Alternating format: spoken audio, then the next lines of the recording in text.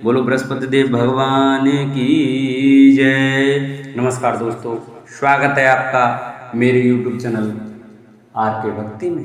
भक्तों, मैं आज आपको बृहस्पतिवार की व्रत कथा सुनाऊंगा, जिस कथा को करने से और सुनने मात्र से हमें मनवांछित फल की प्राप्ति होती है, विष्णु भगवान की हमें असीम कृपा प्राप्त होती है। तो आइए हम अपनी कथा को प्रारंभ करते हैं। जो भक्त हमारे चैनल पर नए आए हैं, वो हमारी वीडियो नए देख रहे हैं, वो हमारे चैनल को सब्सक्राइब कर लें, वीडियो को लाइक करें और कमेंट में ओम नमो भगवते वासुदेवाय अवश्य लिखें। तो आइए हम अपनी कथा को प्रारंभ करते हैं।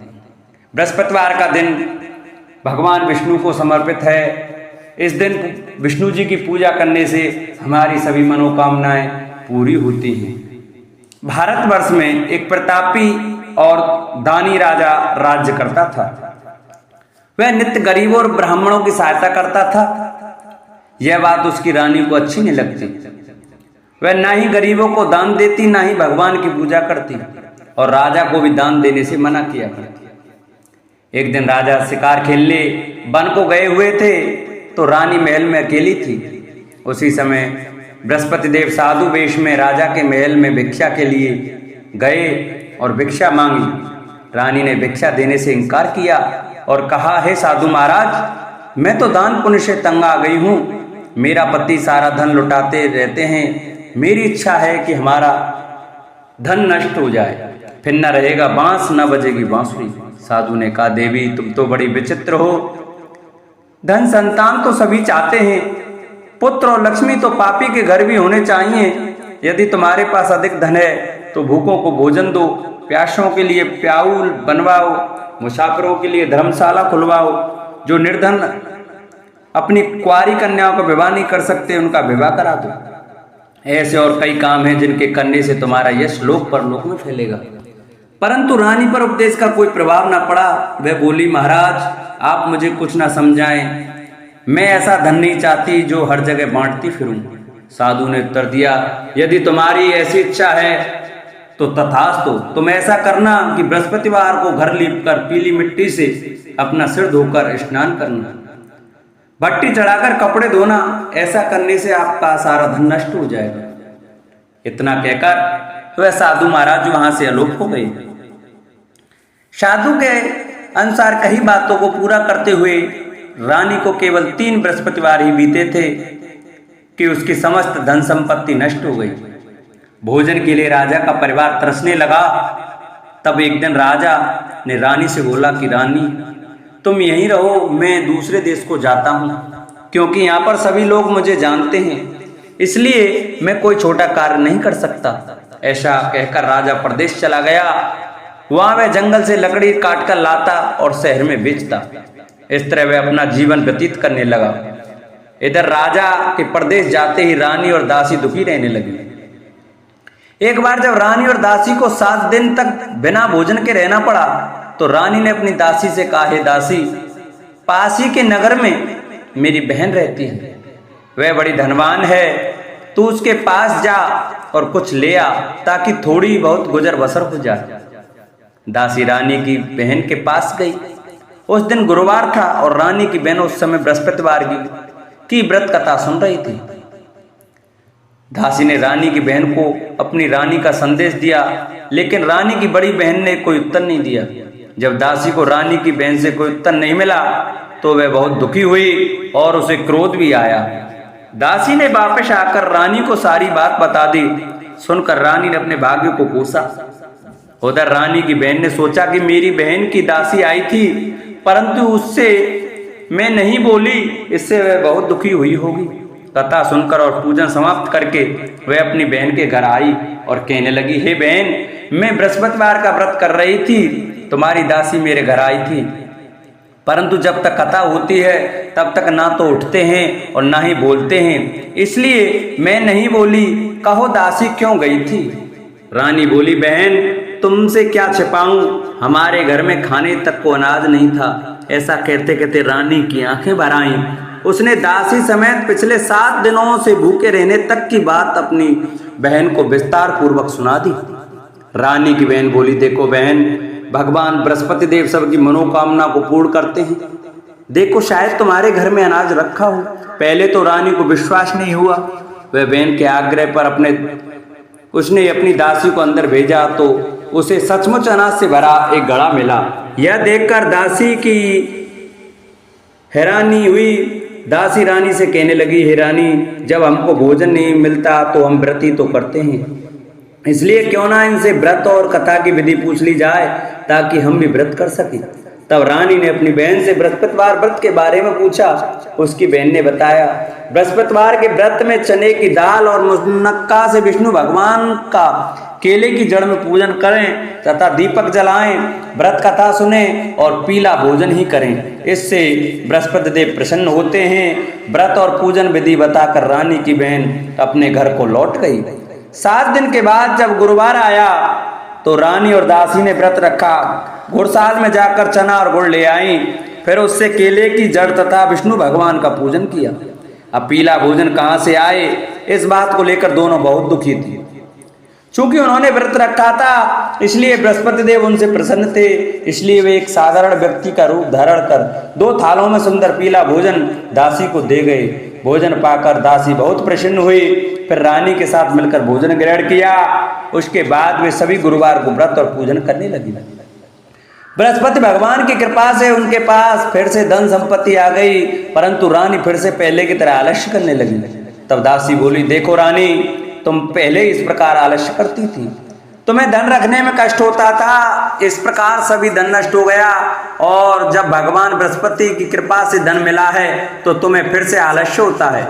रानी को समझाते हुए दासी कहती है कि बड़ी मुसीबतों के बाद हमने यह धन पाया है, इसलिए हमें दान पुण्य करना चाहिए, भूखे मनुष्यों को भोजन कराना चाहिए और धन को शुभ कार्यों में खर्च करना चाहिए, जिससे तुम्हारे कुल का यश बढ़ेगा, स्वर्ग की प्राप्ति होगी और पितृ प्रसन्न होंगे। दासी की बात मानकर रानी अपना धन शुभ कार्यों में खर्च करने लगी, जिससे पूरे नगर में उसका यश फैलने लगा। बृहस्पतिवार व्रत कथा के बाद श्रद्धा के साथ आरती की जानी चाहिए। इसके बाद प्रसाद बांटकर उसे ग्रहण करना चाहिए। एक दिन राजा दुखी होकर जंगल में एक पेड़ के नीचे आसन जमा कर बैठ गया। वह अपनी दशा को याद करके व्याकुल होने लगा। बृहस्पतिवार का दिन था।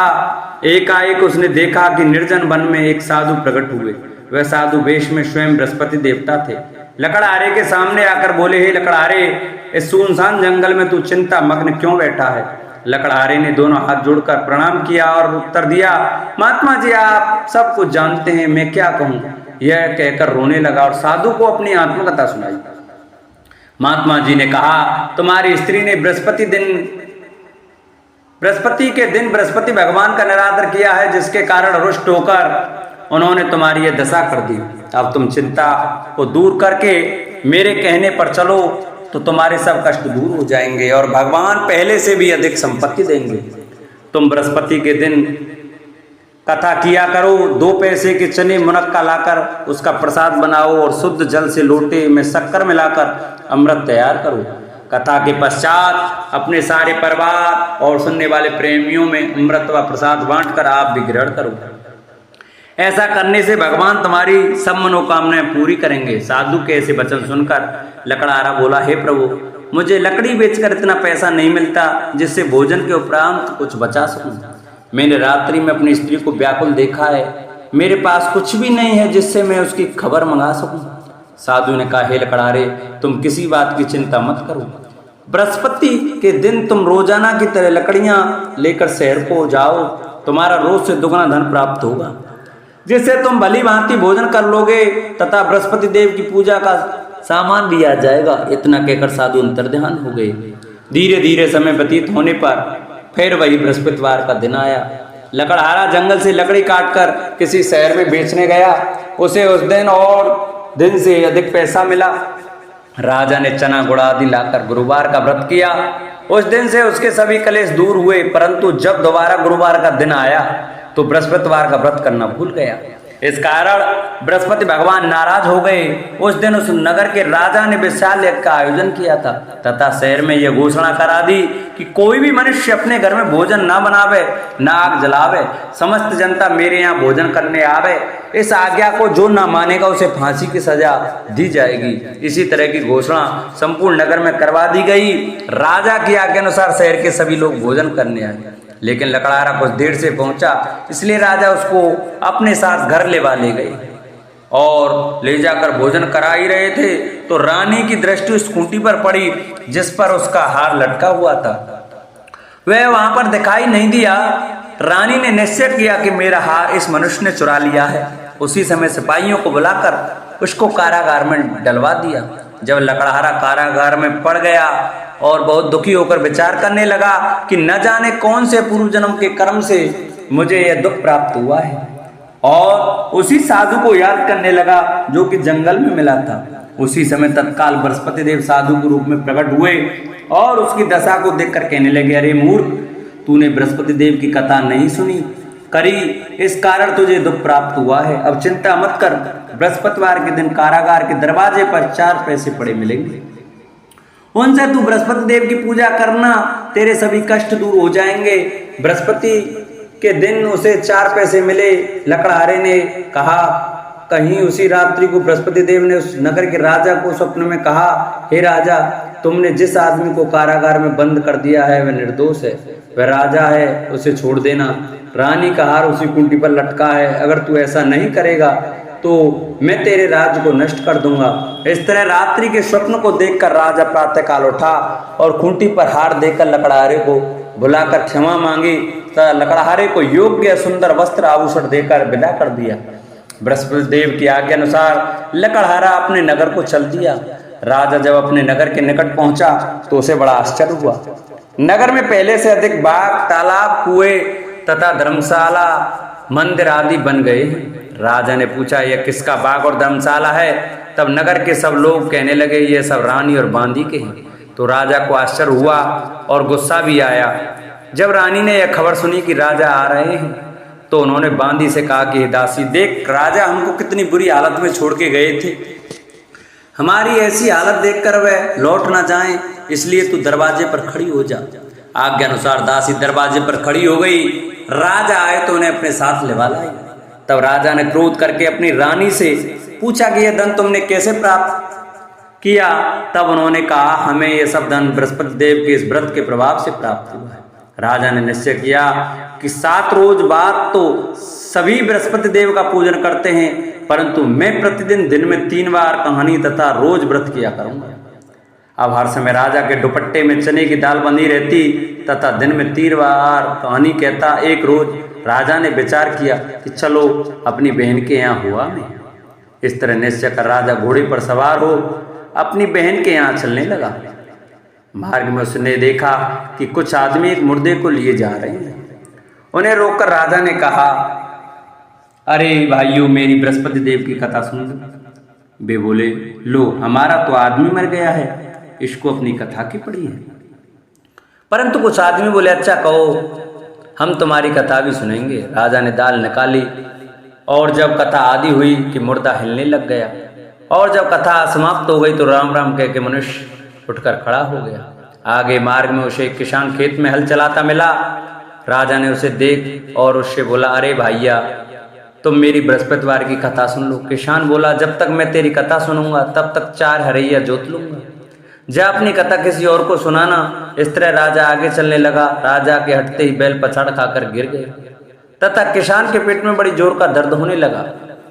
उस समय उसकी माँ रोटी लेकर आई। उसने जब यह देखा तो अपने पुत्र से सब हाल पूछा और बेटे ने सभी हाल कह दिया। तो बुढ़िया दौड़ी दौड़ी उस घुड़सवार के पास गई और उससे बोली कि मैं तेरी कथा सुनूंगी, तू अपनी कथा मेरे खेत पर चलकर ही कहना। राजा ने बुढ़िया के खेत पर जाकर कथा कही, जिसके सुनते ही वे बैल उठ खड़े हुए तथा किसान के पेट का दर्द भी बंद हो गया। राजा अपनी बहन के घर पहुंचा। बहन ने भाई की खूब मेहमानी की। दूसरे रोज प्रातःकाल राजा जागा तो वह देखने लगा कि सब लोग भोजन कर रहे हैं। राजा ने अपनी बहन से कहा, ऐसा कोई मनुष्य है जिसने भोजन नहीं किया हो? मेरी बृहस्पतिवार की कथा सुन ले। बहन बोली, हे भैया, यह देश ऐसा ही है कि पहले यहाँ लोग भोजन करते हैं, बाद में अन्य काम करते हैं। अगर कोई पड़ोस में हो तो देखाऊं। वह ऐसा कहकर देखने चली गई, परंतु उसे कोई व्यक्ति नहीं मिला जिसने भोजन ना किया हो। अतः वह एक कुम्हार के घर गई जिसका लड़का बीमार था। उसे मालूम हुआ कि उसके यहाँ 3 रोज से किसी ने भोजन नहीं किया है। रानी ने अपने भाई की कथा सुनने के लिए कुम्हार से कहा। वह तैयार हो गया। राजा ने जाकर बृहस्पतिवार की कथा कही, जिसको सुनकर उसका लड़का ठीक हो गया। अब तो राजा की प्रशंसा होने लगी। एक रोज राजा ने अपनी बहन से कहा कि हे बहन, हम अपने घर को जाएंगे, तुम भी तैयार हो जाओ। राजा की बहन ने अपनी सास से कहा। सास ने कहा, चली जा, परंतु अपने लड़के को मत ले जाना, क्योंकि तेरे भाई के कोई औलाद नहीं है। बहन ने अपने भैया से कहा, हे भैया, मैं तो चलूंगी, पर कोई बालक नहीं जाएगा। राजा बोला, जब कोई बालक नहीं चलेगा तब तुम भी क्या करोगी। बड़े दुखी मन से राजा अपने नगर को लौट आया। राजा ने अपनी रानी से कहा, वह निर्वंशी है, हमारा मुख देखने का धर्म नहीं है और कुछ भोजन आदि नहीं किया। रानी बोली, हे प्रभु, बृहस्पति देव ने हमें सब कुछ दिया है, वह हमें औलाद अवश्य देंगे। उसी रात को बृहस्पति देव ने राजा से स्वप्न में कहा, हे राजा, उठ, सभी सोच त्याग दे, तेरी रानी गर्भ से है। राजा की यह बात सुनकर बड़ी खुशी हुई। 9वें महीने में उसके गर्भ से एक सुंदर पुत्र पैदा हुआ।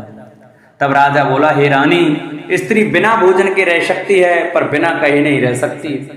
जब मेरी बहन आवे तुम उनसे कुछ कहना मत। रानी ने सुनकर हाँ कर दिया। जब राजा की बहन ने यह शुभ समाचार सुना तो वह बहुत खुश हुई तथा बधाई लेकर अपने भाई के यहाँ आई। तभी रानी ने कहा, घोड़ा चढ़कर तो नहीं आई, गधा चढ़ी आई। राजा की बहन बोली, भाभी, मैं इस प्रकार न कहती तो तुम्हें औलाद कैसे मिलती।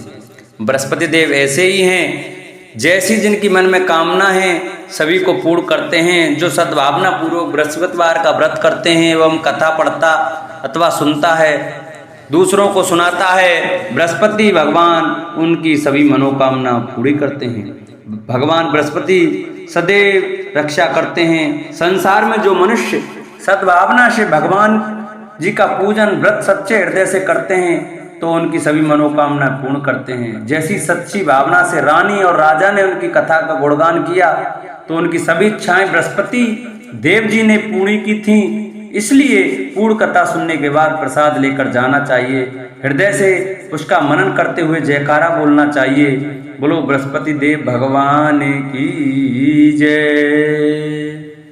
प्राचीन काल में एक ब्राह्मण रहता था। वह बहुत निर्धन था। उसके कोई संतान न थी। उसकी स्त्री बहुत मलिनता के साथ रहती थी। वह स्नान न करती, किसी देवता का पूजन न करती। इससे ब्राह्मण देवता बड़े दुखी थे। बेचारे बहुत कुछ कहते थे, किंतु उसका कुछ परिणाम न निकला। भगवान की कृपा से ब्राह्मण की स्त्री के कन्या रूपी रत्न पैदा हुआ। कन्या बड़ी होने पर प्रातः स्नान करके विष्णु भगवान का जाप व बृहस्पतिवार का व्रत करने लगी। अपने पूजन पाठ को समाप्त करके विद्यालय जाती तो अपनी मुट्ठी में जौ भर के ले जाती और पाठशाला के मार्ग में डालती जाती। तब ये जौ स्वर्ण के हो जाते। लौटते समय उनको बीन कर घर ले आती। एक दिन वह बालिका सूप से सोने के जौ को फटक कर साफ कर रही थी कि उसके पिता ने देख लिया और कहा, हे बेटी, सोने के जौ के लिए सोने का सूप होना चाहिए।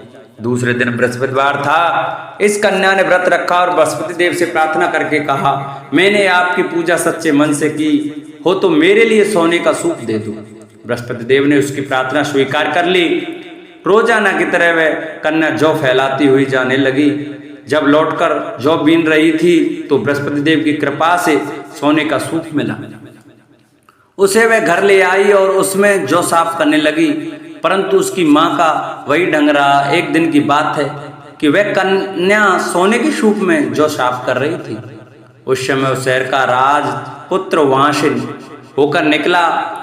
इस कन्या के रूप और कार्य को देखकर मोहित हो गया तथा अपने घर आकर भोजन तथा जल त्याग कर उदास होकर लेट गया।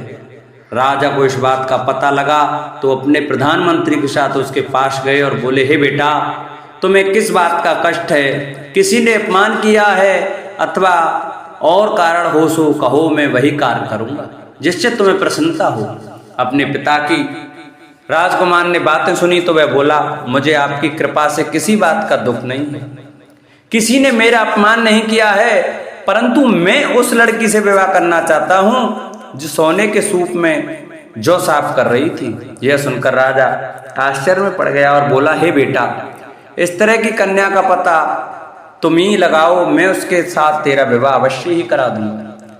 राजकुमार ने उस लड़की के घर का पता बताया। तब मंत्री उस लड़की के घर गए और ब्राह्मण देवता को सभी हाल बतलाया। ब्राह्मण देवता राजकुमार के साथ अपनी कन्या का विवाह करने के लिए तैयार हो गए तथा विधि विधान के अनुसार कन्या का विवाह राजकुमार के साथ हो गया। कन्या के घर से जाते ही पहले की भांति उस ब्राह्मण देवता के घर में गरीबी का निवास हो गया। अब भोजन के लिए भी अन्न बड़ी मुश्किल से मिलता था। एक दिन दुखी होकर ब्राह्मण देवता अपनी पुत्री के पास गए। बेटी ने पिता की दुखी अवस्था को देखा और अपनी माँ का हाल पूछा। तब ब्राह्मण ने सभी हाल कहा। कन्या ने बहुत सा धन देकर अपने पिता को विदा कर दिया।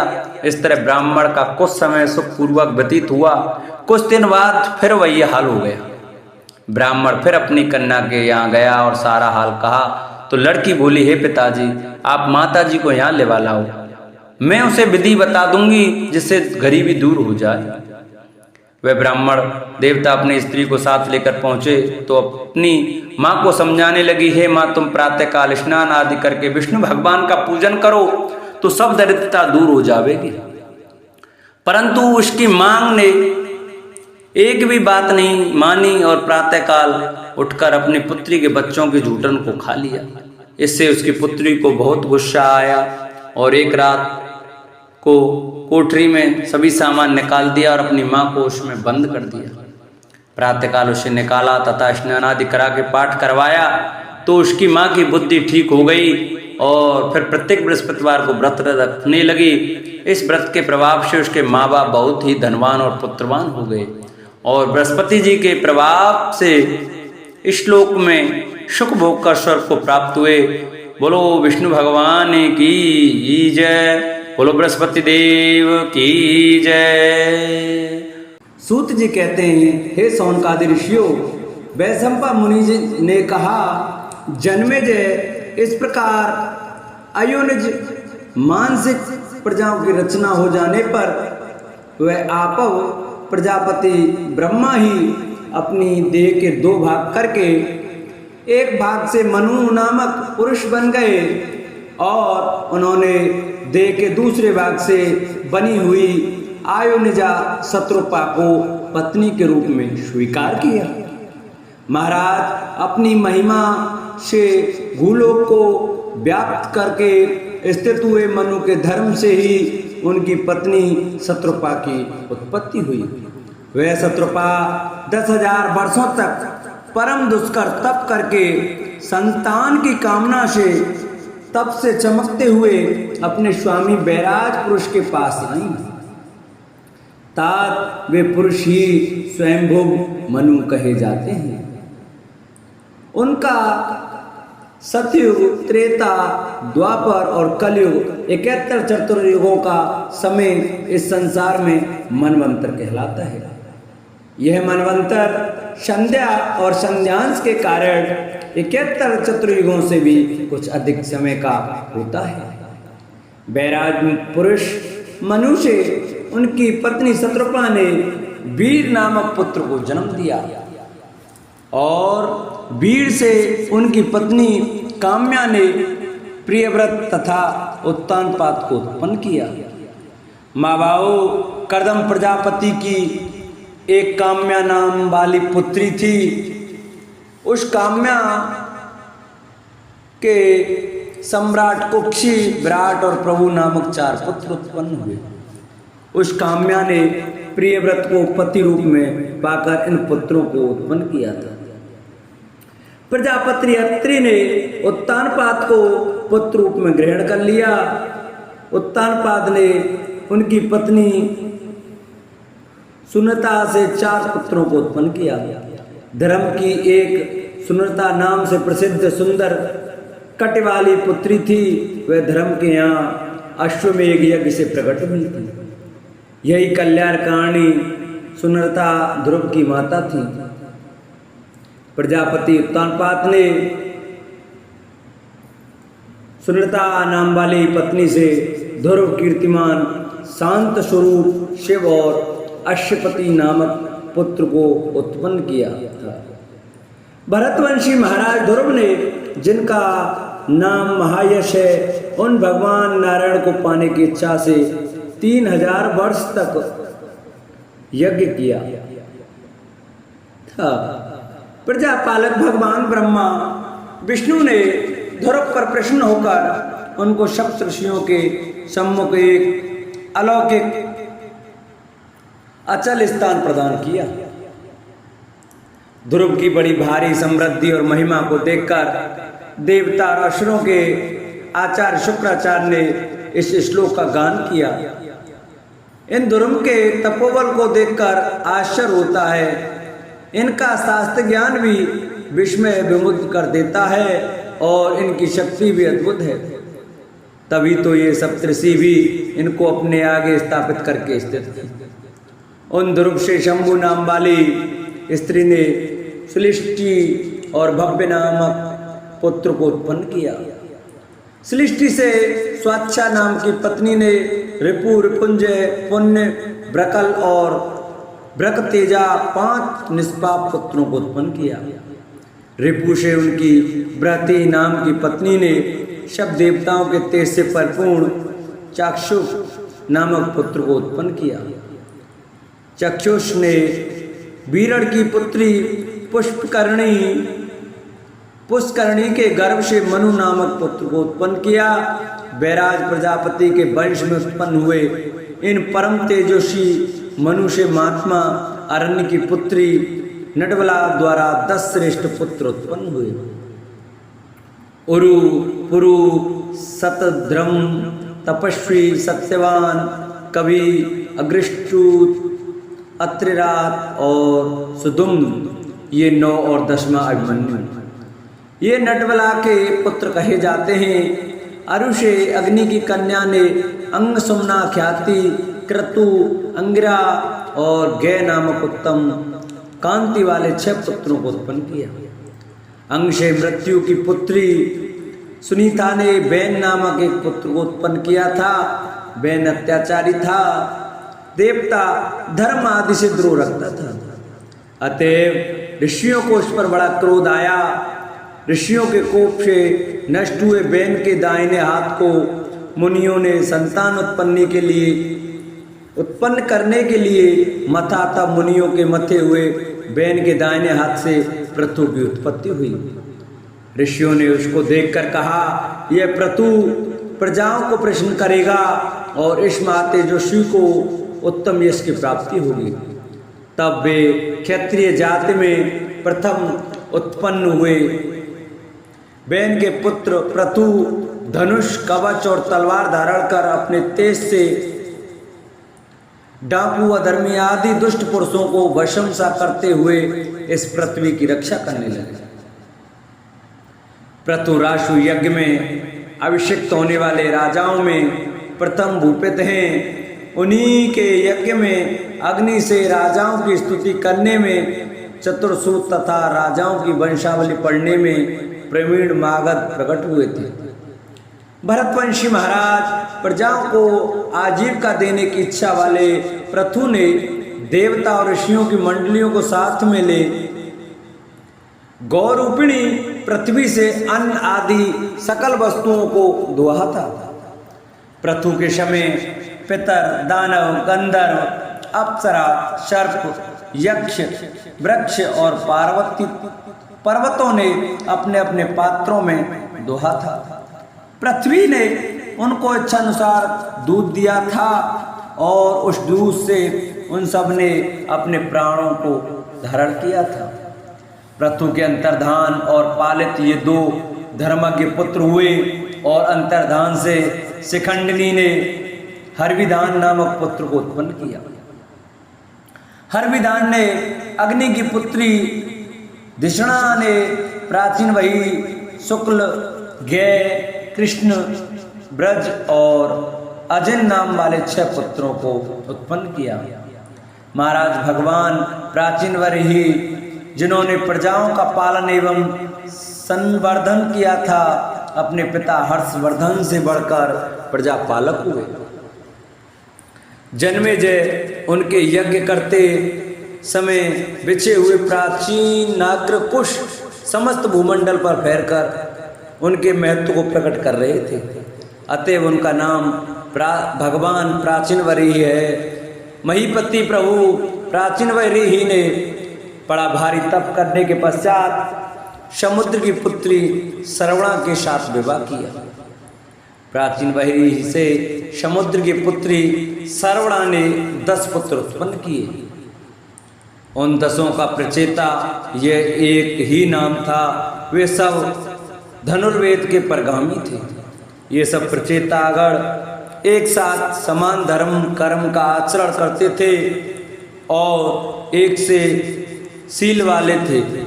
उन्होंने समुद्र के जल में प्रवेश करके 10,000 वर्षों तक बड़ी भारी तपस्या की। जब प्रचेतागण तप कर रहे थे तब आरक्षित पड़ी हुई पृथ्वी को वृक्षों ने चारों ओर से ढक दिया। इससे प्रजा का नाश होने लगा। 10,000 वर्षों में वृक्षों ने आकाश तक को घेर लिया। तब वायु का चलना बंद हो गया और प्रजाओं का चेष्टा करना, हाथ पैर हिलाना भी बंद होने लगा। अपनी तपस्या ज्ञान दृष्टि से इन सब बातों को जानकर सब प्रचेता इसका उपाय करने के लिए उद्गत हो गए और उन्होंने क्रोध में भरकर अपने मुखों से वायु और अग्नि को प्रकट किया। वायु ने वृक्षों को जड़ से उखाड़कर उनको सुखा दिया। तब अग्नि प्रचंड होकर उन वृक्षों को जलाने लगी। इस प्रकार वृक्षों का नाश होने लगा। इस प्रकार जलते जलते सब कुछ ही वृक्ष बाकी बचे। तब वृक्षों के सहार की बात को जानकर इन वृक्षों के राजा सोम प्रजापति प्रचेताओं के पास जाकर बोले, प्राचीन वरही ये पुत्र प्रचेताओं, तुमने तो पृथ्वी को वृक्षों से शून्य ही कर डाला। राजाओं, अब अपने क्रोध को रोको तथा इन अग्नि और पवन को शांत करो। यह वृक्षों की रत्न स्वरूपा सुंदरी कन्या है।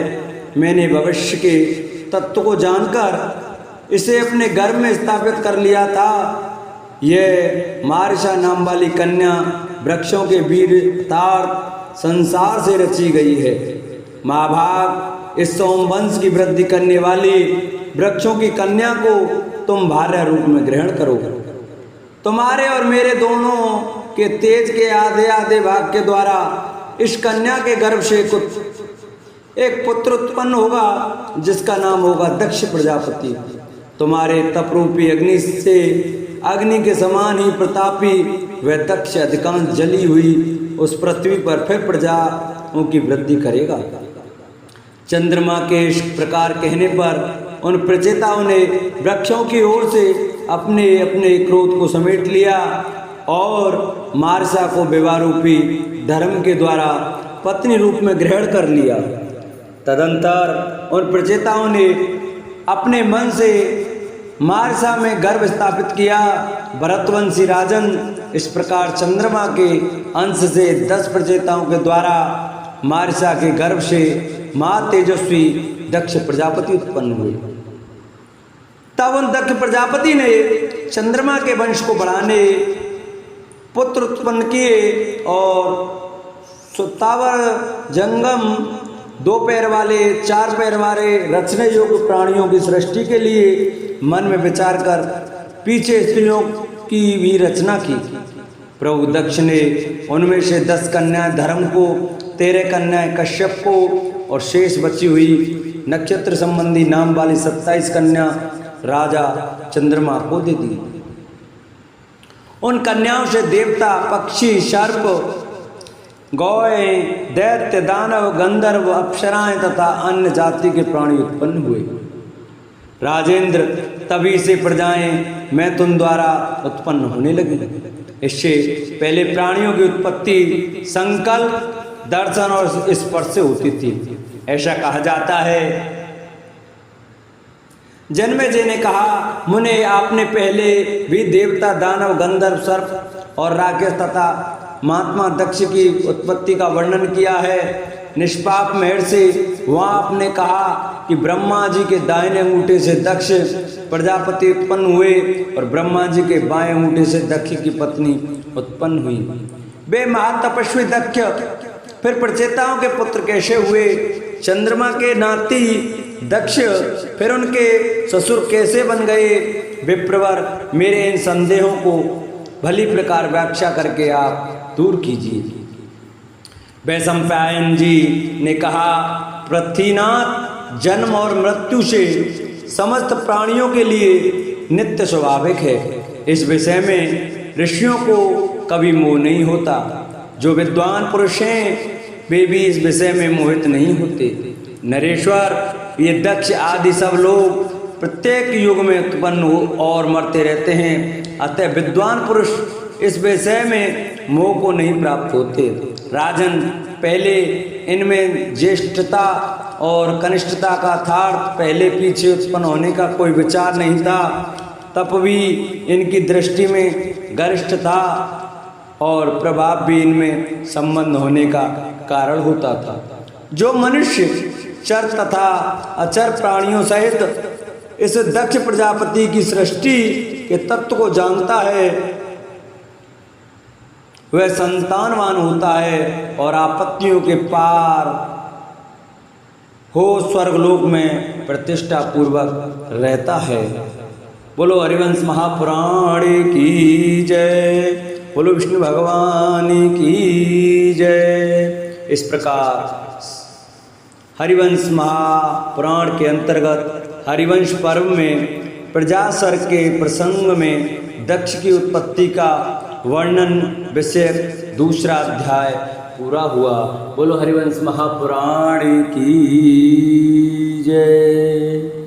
जिन भक्तों को हमारी कथा अच्छी लगी हो वो हमारी कथा को ज़्यादा से ज़्यादा शेयर करें, जिससे कि ज़्यादा से ज़्यादा भक्त सुन सकें और अपनी पुत्र प्राप्ति की मनोकामना पूरी कर सकें। तो हमारी वीडियो को ज़्यादा से ज़्यादा शेयर करके लाइक करें और कमेंट में ओम नमो भगवते वासुदेवाय अवश्य लिखें। बोलो हरिवंश महापुराण की जय, बोलो विष्णु भगवान की जय।